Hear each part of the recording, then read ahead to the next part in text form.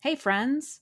Just so you know, we enjoy the swear word and we rely on good old fashioned humor to get through some seriously dark subject matter. At no time do we intend any disrespect toward the victims or families of the victims in the cases we cover. Also, be sure to listen to the end for a few palate cleansing bloopers to reset your mindset. And with that, we thank you for listening and we hope you enjoy.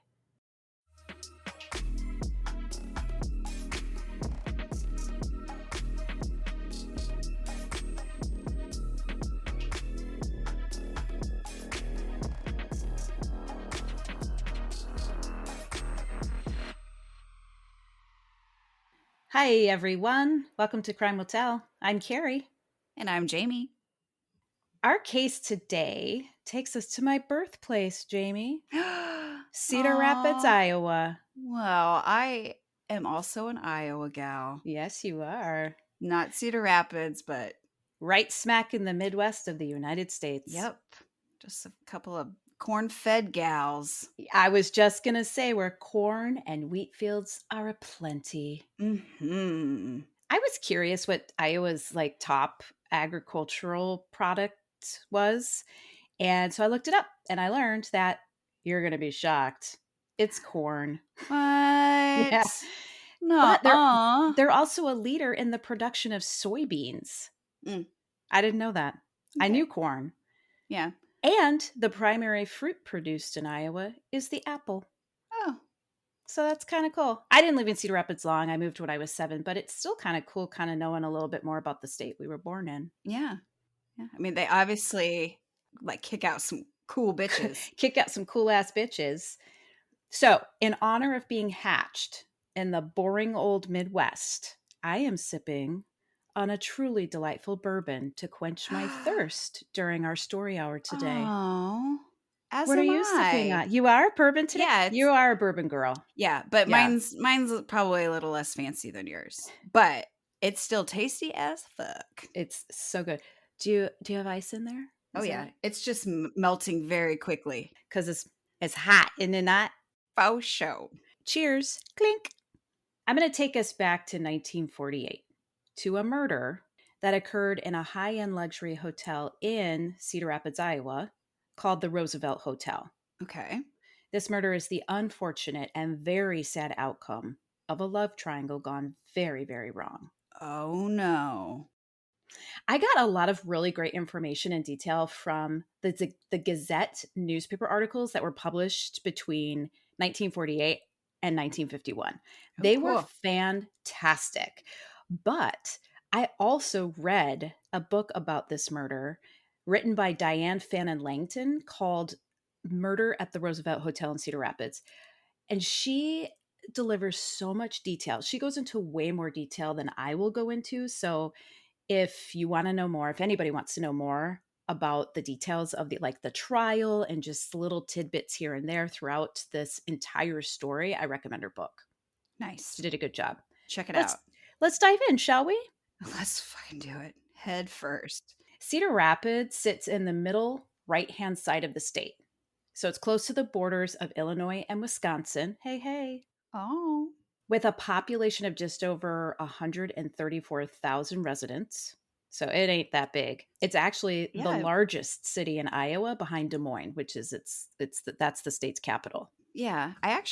That's bigger than I thought it was, actually. It's smaller than I thought it was because when you're there it feels populated. But yeah, only 134,000 residents.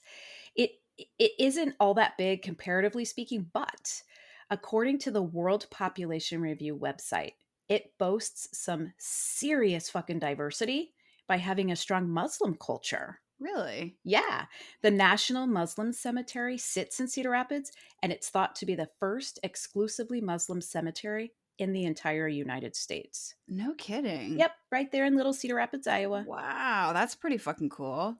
But that's not all. The Mother Mosque of America. The Mother Mosque of America. Side note, that's a fantastic name for a Yeah. mosque. The Yeah. Mother Mosque of America is also located in Cedar Rapids, which is the longest standing mosque in North America. North America. Wow, that's crazy cool. Good Look job, at Cedar Cedar Rapids Rapids. bringing some much needed diversity to the Midwest. Yeah. Makes me Corn and proud. soybeans and man, just a little diversity. I dig it. In 1948, the population of Cedar Rapids was roughly half the size it is today. It was about 68,000.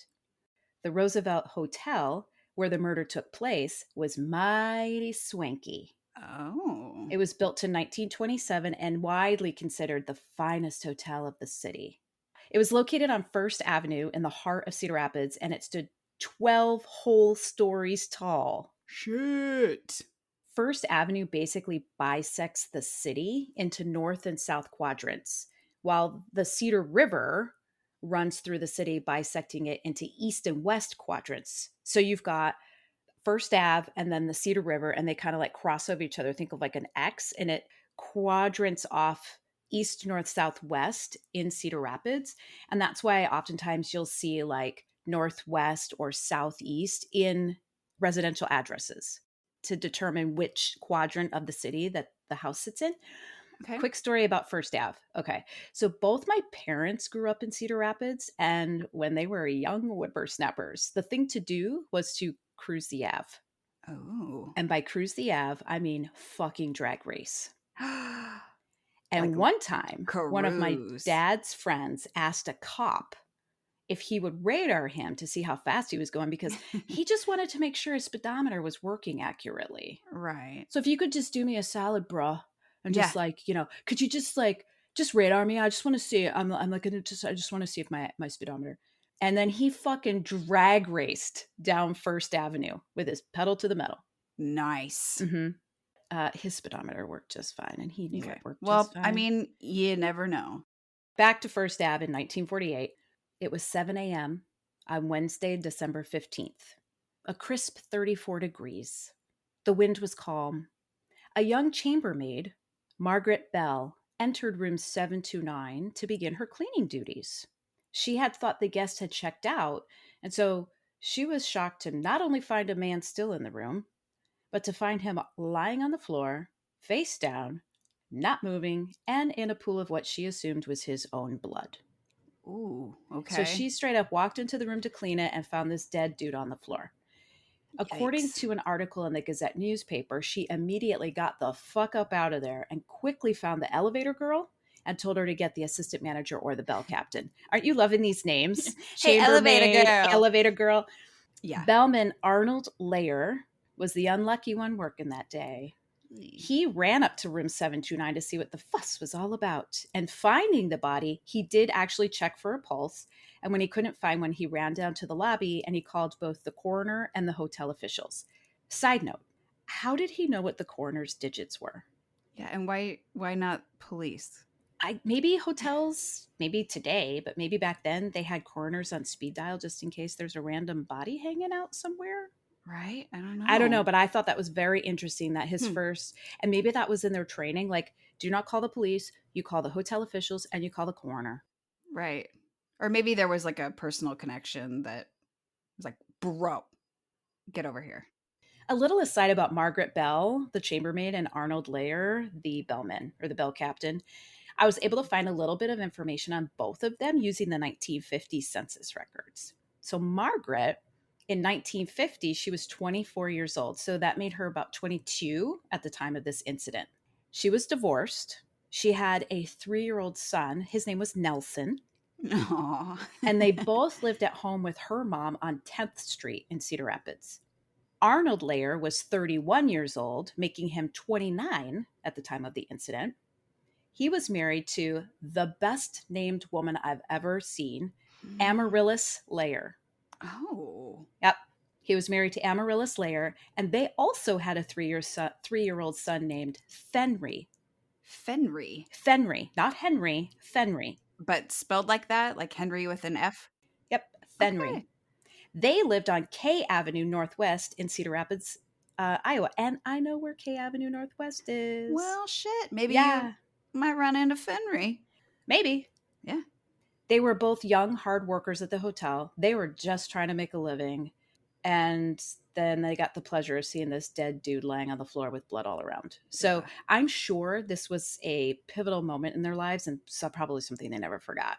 Right. I mean, and just what a shit morning too, because you know that, like, as a housekeeper, like, you get pissed if somebody, like, shaves and doesn't wipe off the counter or the sink or whatever, but to walk in and see a fucking body, ugh.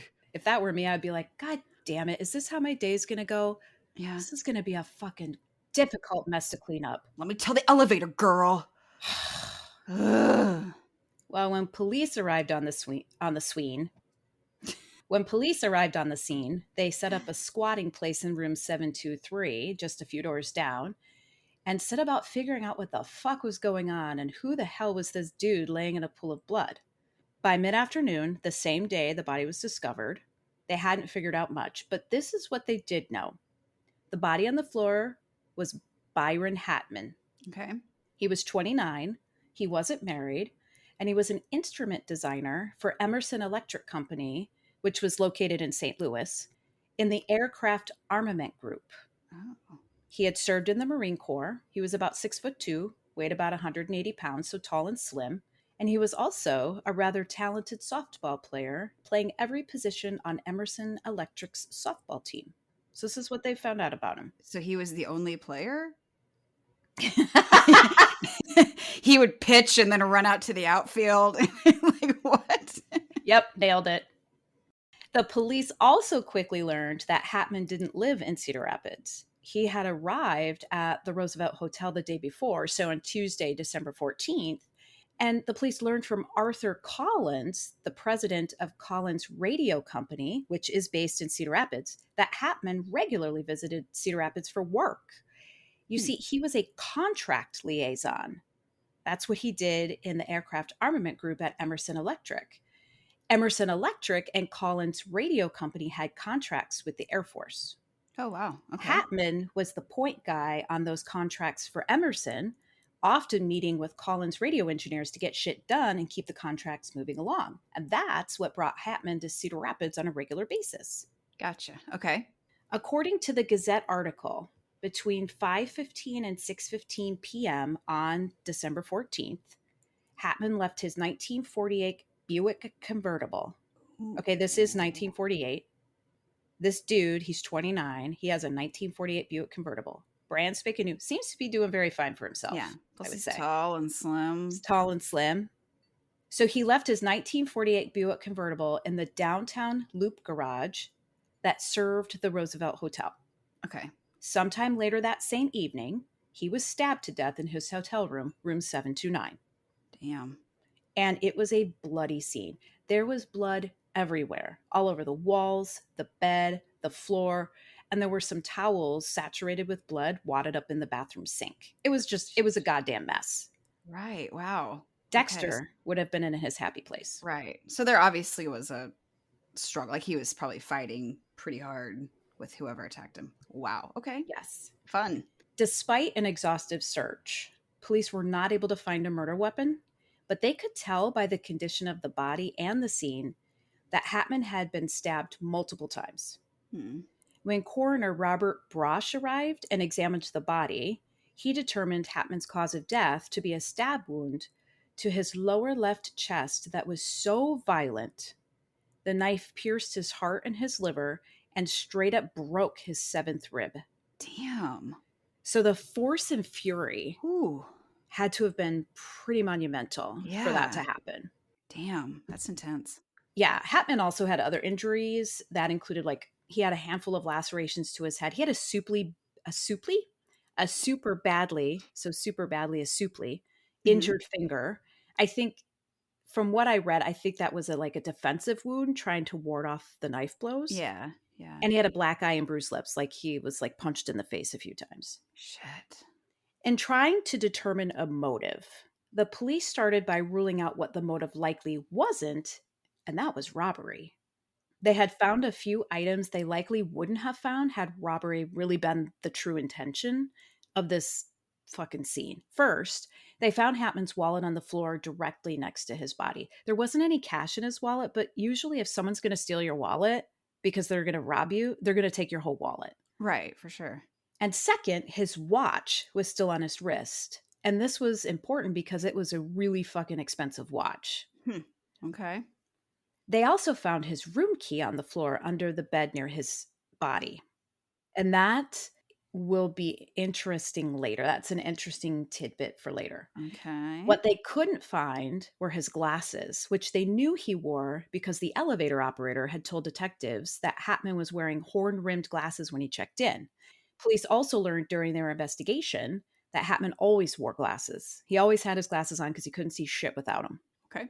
I don't think his missing glasses is a valuable detail other than to say the fact that the police were really trying to figure out all of the pieces of this puzzle and they were just trying to fit everything together. Yeah, yeah, for sure. There was one more piece of evidence the police found. When searching Hatman's 1948 Buick convertible, they found a Mhm. photo frame that inside had the neck vertebrae and the end part of a backbone of a chicken mounted on a piece of cloth. What? I wish people could see your face right now. 'Cause, yeah, what? What There the was fuck? also a note that had "Lest you forget" scrawled in pencil. Okay. So, in all, they had some really fucking weird clues that they didn't know what to make of yet, but they were pretty sure this wasn't a robbery gone bad, and they really felt like with everything that they were seeing and what they had figured out so far, that Hatman was intentionally targeted.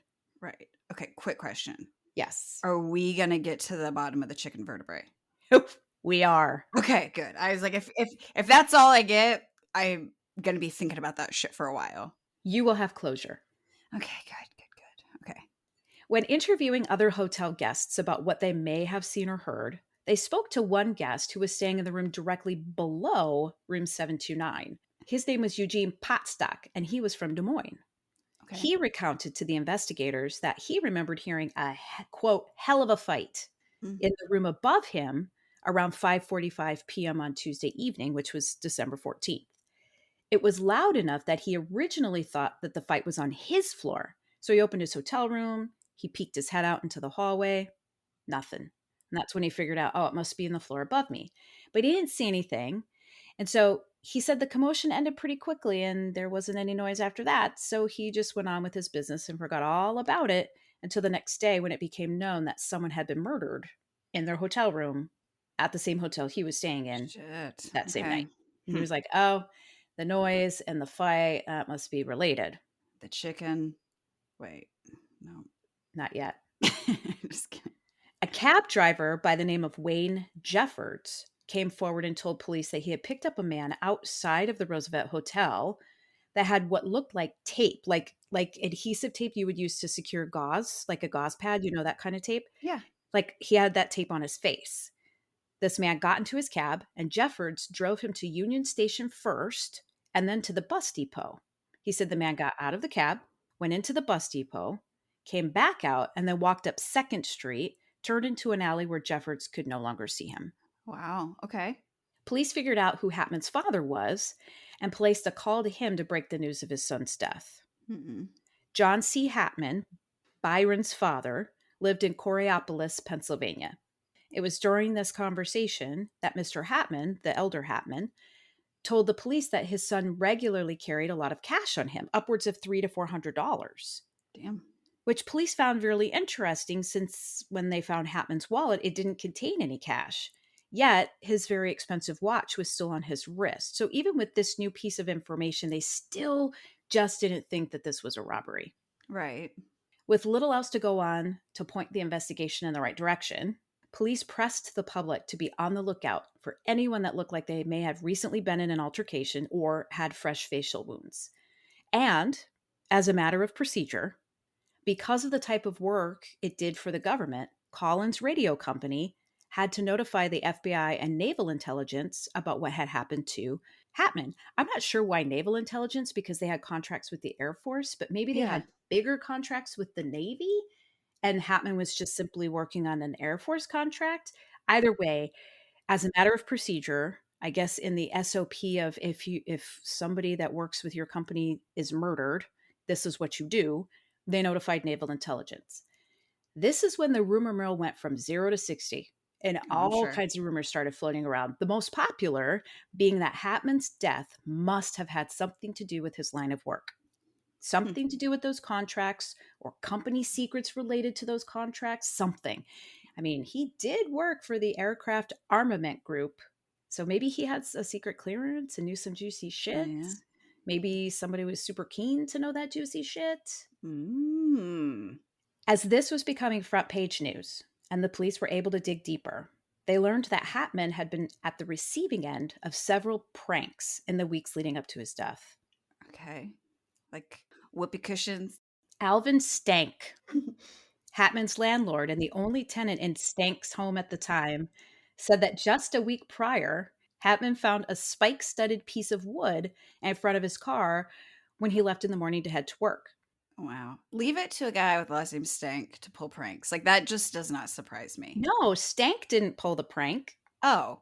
Stank Stank was just the landlord where Hatman lived. Oh, Hatman happened to be the only tenant in Stank's home. You got completely derailed by the name Stank. I did. I kind of stopped listening for a second, and I assumed that Stank was the culprit. No, My mistake. it's a good Stank. He's a good Stank. Oh, okay. So like Yeah. fresh laundry. Yes. So Hatman, he found a spike studded piece of wood in front of his car when he left for work that morning. This was just one example of several incidents that had occurred in the weeks leading up to Hatman's death. Wow. Okay. Stank said that Hatman was known for going on many dates every Wow. week, like Shit. 3 to 4 a week, every week. But Good that lord. lately he had been staying at home, going out hardly at all. Oh, okay. Remember that framed chicken bones Carrie, picture? I will never fucking forget. Well, two of Hatman's friends that he worked with were able to clear up the mystery. Okay. Paul Deem and Fred Gaze told the police that Hatman had enjoyed a nice picnic with a girl who had made fried chicken for them to eat. And he had Oh. enjoyed that fried chicken. And the framed chicken bones were a gift from her to remind him of their picnic together. Okay. Who is I this girl? I yeah, want to meet her. That is one hell of a way to remind a suitor of a date.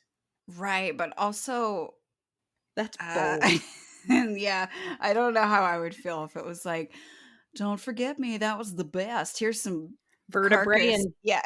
chicken backbone. She liked him so much, she made this bone frame for him to remind him of their Well, I'm gonna put that in my back pocket. this is what you do. Girl, check your mail tomorrow. I I made something special for you. Fred Gaze also shared with police that he remembers Hatman taking $150 from his expense account for his trip. Since Hatman had only been in Cedar Rapids for like a day, like 24 hours, he should have had most of it on him still. But again, there was no cash found in his wallet. So Mm, another notch in the mystery of why the fuck was there no cash in his wallet if this wasn't a robbery? yeah. Police also learned something interesting from Margaret Bell, the chambermaid that found Hatman's body. This part is so cool. She said the hotel doorknobs talk to the maids. I'm sorry. Yes, they What talk to the maids. There's like, it's like a code. what? If the knob wouldn't turn at all, it meant that the door had been locked from the inside and one could assume that the room was occupied. Okay. If the knob turned part way, it meant that the door had been locked from the outside and presumably the room's guest wasn't in the room. And the maids used this code to help them determine which rooms could be cleaned. Gotcha. Okay. So they were like, someone's still in here. Okay. I was like, that's fucking creepy. Got it. That was a really creepy voice. Did it sound like a talking doorknob? It sounded like Billy Bob Thornton in Blade Runner. Hmm. Or Sling Blade. Sling Blade. Blade Runner. Mhm. Yeah. I was like, wait, what? That's not right. So the maids used this to help them determine which rooms they could clean. What was stumping the police, though, was that Hatman's doorknob had turned part way for Margaret, which is why she entered the room to clean it and was so startled to see a body. Well, and also because it was laying on the floor in blood. Yeah. Yet his room key was lying on the floor next to his body inside the room. So Hmm. they Okay. figured the only explanation is there were two room keys, and whoever committed the murder took off with one of them, and that was what was used to lock the door from the outside. But Hmm. then the police learned something else. Oh shit. They learned that sometimes One room key could open the door to another room. Oh, well, that's safe. They tested Cool. this theory and were able to open room 729 with room 725's key. Hmm. Um, I do not love this one bit. Have they fixed that or I spend a significant amount of time in hotel rooms, and this unsettles me greatly. yeah, you use that little flippy thing on the inside, Yeah. please. So hopefully in the last 75 years, they've figured out how to be more secure. Yeah. But yeah, so it could have been that. It could have been he got lucky. But what we Okay. know is that he didn't need a key at all. And we're going to get to that. Okay. All right.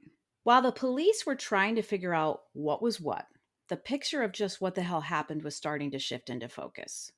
And by that Friday, 3 days later, people were starting to learn how and why Hatman was murdered. In fact, the truth was something the Gazette had known for a little bit, but kept it under wraps so it didn't screw up the investigation. Hmm. So they didn't publish anything until the timing made sense. Gotcha. Could you Okay. imagine any press publication doing that today? No, No. cannot. Fucking selfish heathens. Mm. The police began to sort out the series of events that led up to Hatman's murder, and this is what they began to piece together. Okay. Margaret Bell, the chambermaid that found Hatman's body, told police about a man she saw on the day of the murder. She was at Okay. work at the hotel and happened to be cleaning room 729 when a man walked in and asked her how long it would take until she was finished. Margaret assumed he was the one staying in the room, and so she told him, I won't be much longer, maybe 10 minutes or so. She said that he left, but then came back like 5 minutes later and just waited there until she finished cleaning the room and left. She never saw him again after she left him standing in room 729. Weird. Police showed Margaret a photo of Hatman and she said, nope, no, no, no, no. That was not the guy that I saw and talked to the day before. Interesting. And what a kind of a creeper.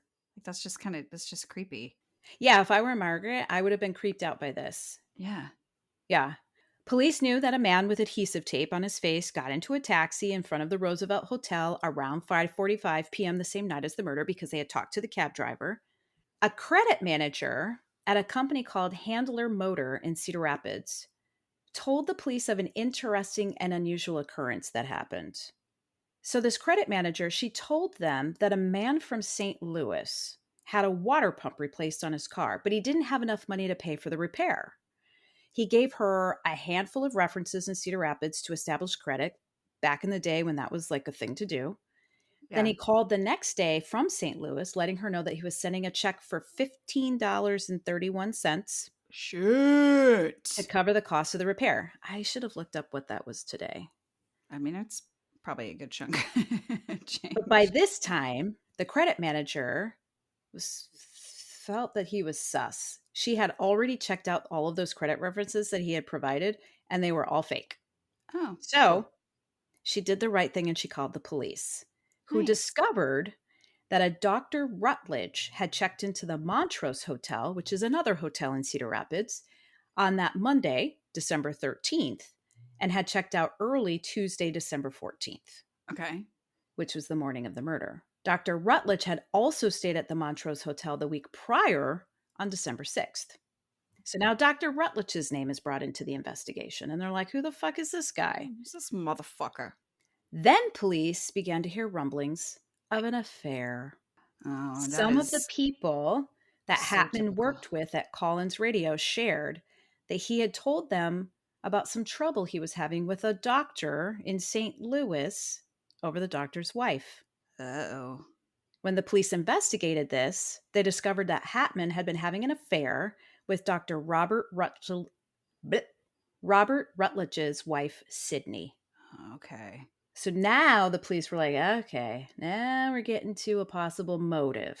Yeah. And it explains why he was going on fewer dates. Yes, or he was scared for his life, one of the Oh, two. okay. She was a mathematician. Go, Hmm, girl. cool. And Hatman worked with her in the same group, the Aircraft Airplane Armament Group at Emerson Electric Company in St. Okay. Louis. Interesting. All right. So now, with the evidence they had in hand, along with a strong possible motive, on Friday, December 17th, 3 days after the murder, the head of the investigation, Dr. Tom Condon, along with Sheriff Deputy Larry Condon. I have no idea if they're related, and Probably. Lynn County Attorney William Chrisman.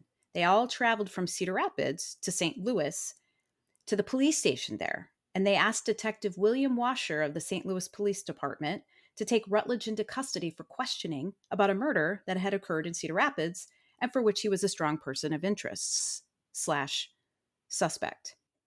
Okay. So they, along with three St. Louis officers, went to Rutledge's home at 2:20 in the morning to bring him down to the station to question him.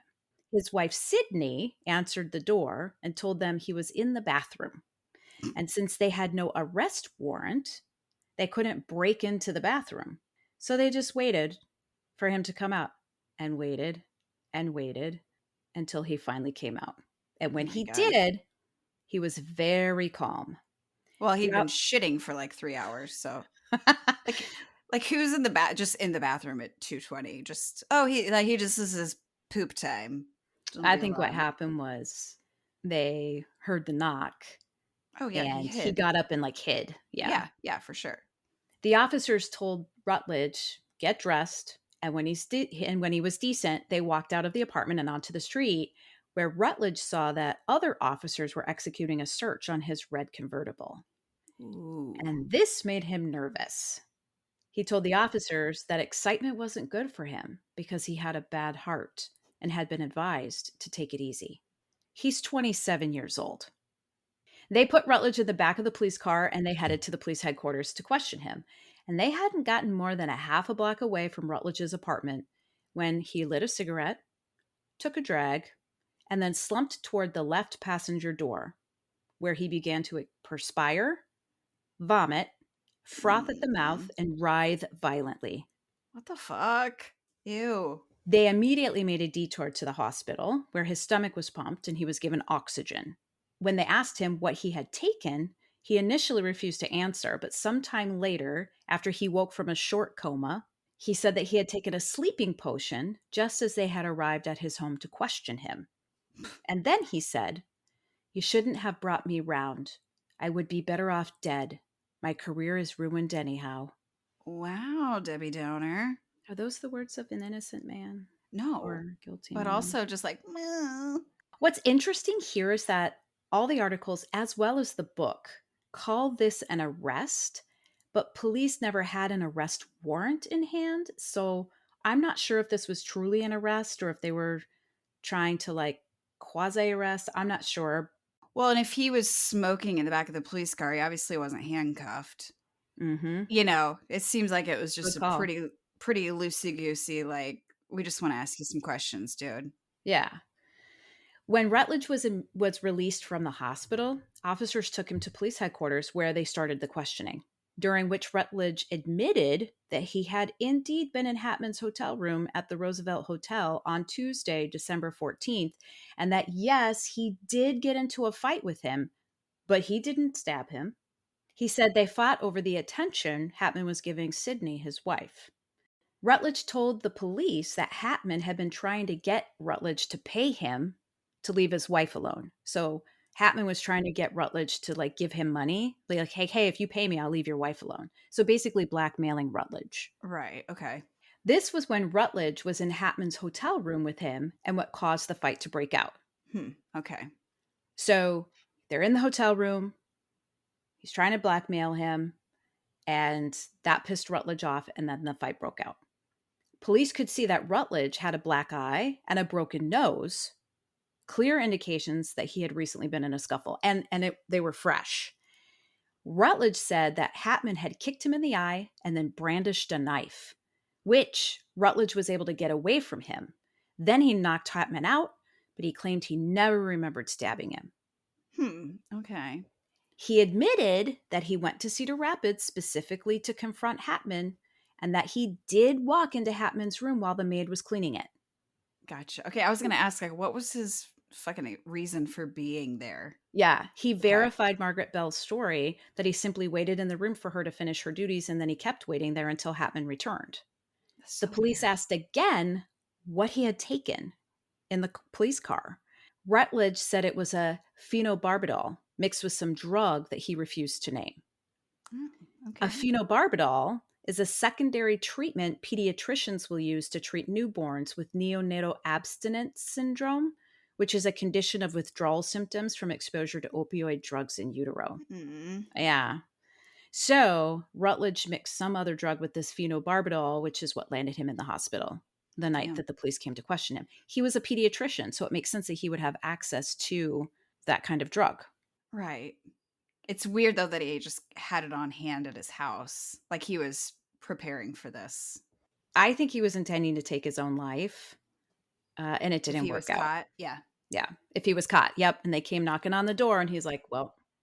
Meanwhile, while officers were handling Rutledge down at the station, detectives Tom Condon from Cedar Rapids and William Washer from St. Louis, along with attorney William Chrisman, stayed at the Rutledge apartment to question Sydney, who told them about an affair between her and Hatman. Hmm. She told them that she and Hatman had met at Emerson Electric in February when she started working there, and they hit it off immediately. Okay. That summer, she went sailing with Hatman and some friends on the Mississippi. She said that Rutledge knew about this and he consented to it. He said it was okay for her to go. This led to a second sailing date with just Hatman, followed by drinks, Ooh. followed by the two of them ending up at Sydney and Rutledge's apartment. But this time, Rutledge didn't know about it. And when he found out, that was the last time Sydney saw Hatman Wow. socially. Okay. She told police that Rutledge and Hatman had talked on the phone a few times, and each time the conversations became more intense and angrier. Hmm. Officers asked Sydney when Rutledge got home from Cedar Rapids, and she told them, well, he got home a little after midnight on Wednesday night, December 15th. Cedar Rapids and St. Louis are like a 4.5 hour drive apart. They're not that far. Now, like, Oh, I suppose then it might then have been longer. you would have been putting the I don't think it was like 1920s, but definitely but you maybe weren't add a going couple of like hours. 75 on the interstate. She said when he got home, he had a black eye and bruises all over his body and had told her that he had gone to Cedar Rapids to talk to Hatman about the affair. He told her that he had waited in Hatman's hotel room, and when he got there, they fought. Hatman pulled a knife, Rutledge knocked it away, knocked Hatman out, and then left. He told her the first he knew of Hatman's death was when he read it in the morning paper on Wednesday. Okay. So, flipping back down to the police headquarters where the police are questioning Rutledge, he eventually decides to just get his story on record. And in a statement he made, now it's December 18th, this is what he said, and I took this directly from Diane Fannin Langdon's book. That Byron Hatman had been calling him both at his home and at the hospital on an average of twice per week through August, September, October, and the middle of November of 1948, making lewd and indecent remarks to Rutledge about his wife and asking him to divorce her and give her a break so she could go out and have a good time. Mm. Rutledge stated that he drove to Cedar Rapids on December 14th to talk to Hatman and to ask him to cease bothering him and his wife. He intended to offer Hatman money if the talk failed.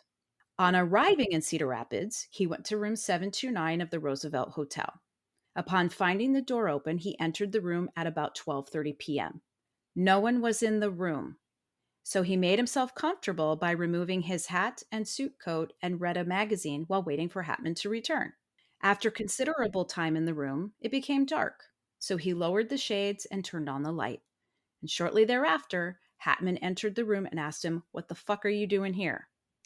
Yeah, right. Like, Rutledge then informed Hatman he was there for the purpose of getting Hatman to let him and his wife alone, and if nothing else would make Hatman cease bothering him, would he accept the money in Rutledge's pocket. Rutledge said Hatman informed him that he had plenty of money and did not need his money. At the same time of saying this, he removed a billfold from his pocket and showed Rutledge a sum of money. This so outraged Rutledge that he struck Hatman in the face with his fist, and Hatman went down on one knee, scattering the money on the floor. whoa. When Hatman arose from the floor, he had a black handled clasp knife in his hand. As Hatman lunged toward him with the knife, Rutledge grabbed Hatman's arm in a judo hold. No. and at the same time wrestling the knife from his hand. Hatman again rose to his feet and came toward Rutledge. Rutledge made thrusting motions with the knife to keep him away. During the fight, Rutledge stated that he was struck in the nose and kicked in the eye, not the face, the eye, Like a by full Hatman, roundhouse? like full roundhouse just in the eye. Wow. After thrusting at Hatman several times, he happened to notice Hatman lying on the floor. Hmm. Rutledge then Weird. went to the bathroom and washed the blood from his nose. He returned to the room, put his hat and coat on, gathered up the money which was lying about the room, and put it in his pocket, at the same time picking up Hatman's eyeglasses and his own, which had been broken in the fight. Hmm. He then left the room and went to his automobile, which was parked about a block away from the Roosevelt Hotel, and started back for St. Louis. En route, he threw all the money away except $35, which he stated was his own money. Also, he threw away the eyeglasses and the knife. And arriving at home, he noticed bloodstains on his shirt, so he burned that. Oh, okay. The suit he was wearing at the time of his arrest slash not arrest was the same one he wore in Cedar Rapids. When Okay. questioned as to how he disposed of the knife, Rutledge claimed he threw it away at the same time he disposed of the eyeglasses and the money, but he wasn't able to state the approximate location of where he had disposed of these articles. Okay. There is a lot to unpack here. So his whole mission of the trip was really accomplished. Like he felt great about how things ended. Yeah. I find his statement dumb. Well, it doesn't make any sense because he went to confront him and be like, "You're gonna leave my wife alone. Like, if I have to give you money, I will, but not just like, okay, we kicked each other's asses and now I'm out. Bye. I'm gonna head back." Like, it just doesn't make any sense. Yeah, it doesn't. First, he claimed the room was empty when we know it wasn't. He had Yeah. walked in on Margaret Bell cleaning the room. He had already confirmed this. Second, he's a young pediatrician. He's 27 years old, and we're judo chopping a fighting opponent while simultaneously wrestling a knife out of his hand. Yes. Third, we're adamant that we never stabbed Hatman, yet we put the knife in our hand and we admit to thrusting at him several times and then realize that he's lying motionless on the floor. Like that doesn't make any fucking sense at It all. doesn't. And also, why did he get home after midnight on Wednesday, an entire day after the murder? Hmm. Again, St. Louis and Cedar Rapids are only today 4.5 hours apart. Let's double that time for sake of argument. He had 24 hours to get home. What the fuck was he doing? But in his statement, he said, I immediately got in the car and I headed home. It didn't stop, nothing. No, no. Hmm. Well, the Well, police didn't buy it either. On December 20th, 1948, Rutledge was officially charged with the first degree murder of Byron Hatman and was immediately bailed out on a $5,000 bond by shit. his father. Rutledge's extradition from St. Louis to Cedar Rapids to stand trial becomes a major sticking point. It took about 3 months. Rutledge got himself an attorney, rightfully so, Yeah, as he and the should. two of them played all sorts of legal games to prolong his extradition, often using Rutledge's quote unquote ill health as the excuse as to why he wouldn't be able to physically take incarceration and a trial. Yet, he can judo chop, wrestle a knife, and knock an opponent out all in one fell swoop. Yeah. I bet it was his heart condition that prolonged his drive, like his speedy trip back to St. Louis. Oh, I bet you're right. I didn't even Yeah. think of that. So Yep. 3 months might not sound like a really long time, but Rutledge was free on bail, living in St. Louis with his wife Sydney for that entire time before he was finally extradited back to Cedar Rapids on March 23rd, 1949. Was he still practicing medicine at that time? Do you know? Mm, I don't think he was practicing medicine at that time, but he does later. So that does come Oh. back. Oh shit. Okay. On Monday, March 28th, 1949, Rutledge was arraigned in court for the murder of Byron Hatman, and on April 1st, Rutledge entered a plea of not guilty. Okay. Judge J.E. Heiserman would preside over the trial, which began on May 2nd, 1949. Rutledge walked into the courtroom with Sidney by his side, and he was looking much thinner than he had when he was arraigned. Hmm. Okay. Throughout the trial, there was significant back and forth about the knife that was used to stab and kill Hatman. It became known that it was somewhat common knowledge that Hatman had a small 3-inch blade folding knife that he usually carried with him. Okay. So, little doodad. Yeah. This knife was never found at the crime scene or on Hatman's body. Poof, Wow. gone, Okay. nobody knows. Maybe he didn't have it Magic. with him, but it was general common knowledge that he usually carried this small 3-inch folding knife. Okay. Coroner Robert Brosh had stated when he first examined Hatman's body that the fatal wound in his chest was made by at least a 6-inch blade. Interesting. On the Okay. stand, Dr. Regis E. Wieland, Lynn County Deputy Coroner, in testimony for the prosecution, stated that the weapon used was a narrow, sharp instrument at least 5 inches long. Okay. A blade less than 5 inches could not have made that wound. That was a quote. The defense argued that a 3-inch blade could have caused the fatal injury and that it was self inflicted by Hatman. Oh, Sydney yeah. also took the stand and painted a story of rape by Hatman, and that at one point she thought she had become pregnant from the encounter.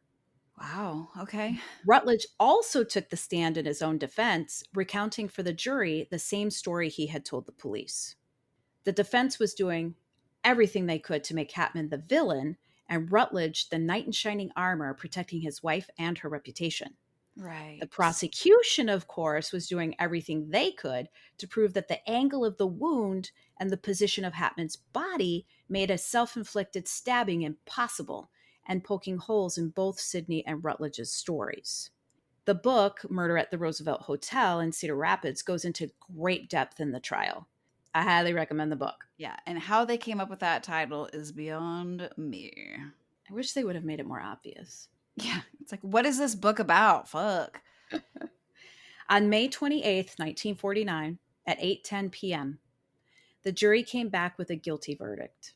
Wow. Guilty Okay. of second-degree murder of Byron C. Hatman in room 729 at the Roosevelt Hotel on the evening of December 14th, 1948. So it was what, second degree because he only planned to confront him? I mean, it was obviously planned that he was going to go, but I'm assuming they couldn't like confirm that he had planned to kill him initially. I don't know. That's the only thing I can think of because this is like significant premeditation. And like I Yeah. said, the book goes into so much more detail, but a lot of the detail that I didn't get into is how many times, like basically, Rutledge was stalking Hatman. Mm-hmm. Like he was stalking him. He had like traveled to Cedar Rapids like several times when he knew Hatman was in Cedar Rapids for work. And there were a few times when he tried to like confront him, but like missed him. Wow. See, that's why I'm surprised by the Yeah, but so I wonder if it was a matter of I just hit the desk, sorry if that reverberated, but I wonder if it was a matter of the jury just kinda coming to a compromise because the way it seems in the book, they kinda came to a compromise because some wanted first degree, so yeah. but anyway, second degree murder was the guilty verdict. The sentence for second degree murder at the time was 10 years to life in prison. Wow. The jury foreman, Archie Farmer, told reporters that, quote, none of us believed the doctor's story. Oh, well, that's good. But yet he still got second degree murder. Mm. On July 14th, 1949, Rutledge's defense team filed a motion for a new trial, citing the following. Number one, the jury was prejudiced since juror Emil Novotny was heard to say before the trial that he thought Rutledge was guilty. Number two, the reenactment by the prosecution of the crime during the original trial amounted to testimony by the prosecution. And number three, Judge Heiserman did not properly instruct the jury. Okay. Shockingly, on August 1st, 1949, a hearing for a new trial was held with the defense and prosecution duking it out once again. Oh my goodness. And on August 5th, 1949, Judge Heiserman shockingly denied Rutledge a new trial. Cool. I think it's funny how it's the same judge hearing the appeal hearing. And one of the reasons you're citing in the appeal hearing, not appeal, excuse me, the judge that's presiding over a motion for a new trial is that the judge did not properly instruct the jury. He's like, also, no, I didn't. Fuck you guys. Yeah. Moving right along. On August 8th, 1949, both the defense and prosecution were facing off again, this time in arguing what sentence Rutledge should get. The prosecution was arguing for life in prison, while the defense said life in prison was a sadistic sentence. The defense attorney brought up the unwritten law that allowed a man to defend his home's sanctity, saying, quote, "What was so terrible about this killing? It was based on the unwritten law that is not recognized in Iowa, but it is a matter for the court to consider." Oh my god. Really? So you drive to another state, seek a man out, stalk the shit out of him, and sit and wait in his hotel room? Like, Yet, and that's that's protecting your home's that's just sanctity. yeah, Yeah. yeah, yeah, yeah. That's cool. Listen, this is unwritten The rule. Bible says it. It's Men fine. men should be able to do this. Yeah. Oh Well, my after god. hearing all arguments, Judge Heiserman sentenced Rutledge to 70 years in prison. Oh, okay. Immediately after sentencing, a volunteer group calling themselves Parole for Rutledge got to work on raising money to get Rutledge free on bond. It would cost about $40,000. And 279 days later, Rutledge was free on bond. The Holy Parole for shit. Rutledge group having paid his bail. So the day he Damn. left prison, he met up with Sydney and they hightailed it down to Houston, Texas, which was Rutledge's hometown. He even obtained permission to open a children's clinic in Houston and began What? practicing medicine again as a pediatrician. What? Mhm. How? Sadly, just a short time after he was released on bond in December 1950, Rutledge's father was killed when the car he was riding in was struck by a train, Mm-mm. or the car struck the train, or the train struck the car. Either way, the train and the car kissed and it wasn't good. His Huh. friend and attorney Ernest Folk, who was riding in the car with him, also died. Mm, that sucks. Senior Rutledge's will outlined instructions for his estate to be used to continue the fight for the younger Rutledge's freedom. That's how invested he believed in his son's innocence. Wow. Rutledge's sentence was appealed by his attorneys to the Iowa Supreme Court, and on Thursday, March 8th, 1951, the hearing got underway with the prosecution stating that the defense's premise was that, quote, Hatman was a man very much in need of killing. Essentially, the appeal hearing was a mini recreation of the original hearing. And on Wednesday, April 4th, 1951, the Iowa Supreme Court turned down Rutledge's appeal of his second-degree murder conviction. So they said, "Nope, we're gonna uphold this." Good. So after his conviction was upheld, Rutledge told Sidney that the ruling would probably prevent him from practicing medicine. So he would Yeah. probably have to close his children's clinic, Oh, bummer, which he did. dude. Okay. They also started tending to other business, basically just tying up loose ends before he was gonna like spend the rest of his life in prison. Yeah. After leaving Sydney at the house of some friends, Rutledge drove out to a field outside of Houston where he and Sydney used to fly model airplanes, and he parked his car. Oh, that's precious. He was found by some men who had seen his car parked there the night before, but just assumed he was drunk and he was sleeping it off. But when they saw that the car was still there the next morning, they went to check out what was going on. Well, the engine was still running, and a 25-foot plastic hose ran from the car's right window Yeah. to the exhaust. Yeah. The gas pedal had been weighed down by medical books, and Rutledge had taken his own life. Wow. Shortly after his conviction was upheld, Rutledge had written and mailed Sidney a letter stating, quote, "Dear Diddy, sorry to run out on you like this, but I think it's best for you this way. There is a good future for you if you can just forget about all of this. Love is a fleeting thing at best, and time will cure a lot of grief. Just a few instructions. 1. Airplanes and tools to George. 2. Books to Baylor Medical School. I love you, Bob." Wow. Okay. 10 years later, an interesting set of things occurred. Sydney sued the federal government for Rutledge's $10,000 life insurance payout. You see, Sydney was refused any payments because she was not listed as the beneficiary. Rutledge had been married before Sydney, Oh. and it was his first wife, Eula Ruth Suggs, that was the beneficiary. That sucks. And when Eula found out, she was like, Show me the money." It's like, that motherfucker. Shoot. Ev- Eventually, the two women reached a settlement whereby Eula received $6,500 and Sydney received $3,500. Weird. Yeah, I can't imagine that. Like, look, we both dealt with that motherfucker. There was obviously some confusion. Let's just kind of go half seas. You let me know what you're comfortable with, and we'll have lunch sometimes. Maybe? I'm sure that's how it went down. Sydney eventually moved to California in 1952, and she got remarried to a guy named Billy Burkhart. Okay.